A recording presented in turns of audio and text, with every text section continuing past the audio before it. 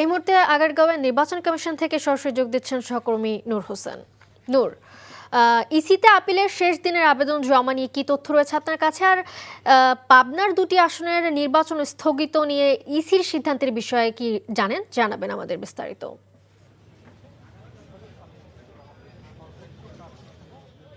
মালিহা, যাদের মনোনয়নপত্র অবৈধ ঘোষণা করা হয়েছে অথবা বাতিল করা হয়েছে, তাদের যেই প্রার্থিতা ফেরত পাবার যে আপিল, সেটির শেষ দিন যেহেতু আজকে, এই কারণে নির্বাচন কমিশনের যেই বুথগুলো তারা স্থাপন করেছিলেন আপিল আবেদন গ্রহণ করবার জন্যে, সেখানে সকাল থেকে আমরা ভিড় লক্ষ্য করেছি এবং এখন পর্যন্ত প্রায় 57 জন তাদের প্রার্থিতা ফেরত পাবার জন্য আবেদন করেছেন এবং দুপুর 1টা থেকে এখনও বিরতি চলছে, যেহেতু আজকে জুমাবার।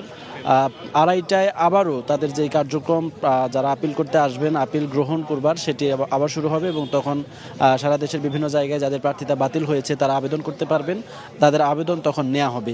এবং এখন পর্যন্ত আমরা যারা দেশের বিভিন্ন জায়গার থেকে এবং ঢাকার বিভিন্ন আসন থেকে প্রার্থিতা পুনর্বহাল করার জন্য বা প্রার্থিতা ফেরত পাবার জন্য এখানে আসছেন, তাদের সঙ্গে কথা বলে যেমনটা বুঝতে পেরেছি, অধিকাংশই মনোনয়নপত্র অবৈধ ঘোষণা করা হয়েছে যারা স্বতন্ত্র প্রার্থী, তাদের এবং তাদের যেই স্বতন্ত্র প্রার্থী হবার জন্য যেই শর্ত রয়েছে যে 1% ভোটারের স্বাক্ষর সহ সমর্থন অথবা তালিকা নির্বাচনের যেই প্রার্থিতার মনোনয়নপত্র সেটার সঙ্গে জমা দিতে হয়, সেখানে বিভিন্ন ভোটারের তথ্যে গরমিল, ভোটারের অনুপস্থিতি, এই ধরনের তথ্য দেখিয়ে হচ্ছে অধিকাংশ স্বতন্ত্র প্রার্থিতা বাতিল করা হয়েছে এবং তারা প্রত্যেকে আশাবাদী যে আপিলে তারা তাদের প্রার্থিতা ফেরত পাবেন। কারণ হচ্ছে যারা তাদের সমর্থক তারা উপস্থিত করতে পারবেন। এছাড়া কয়েকটি দলের বিভিন্ন তথ্যের গরমিলের কারণে কয়েকজনের প্রার্থিতা বাতিল হয়েছে।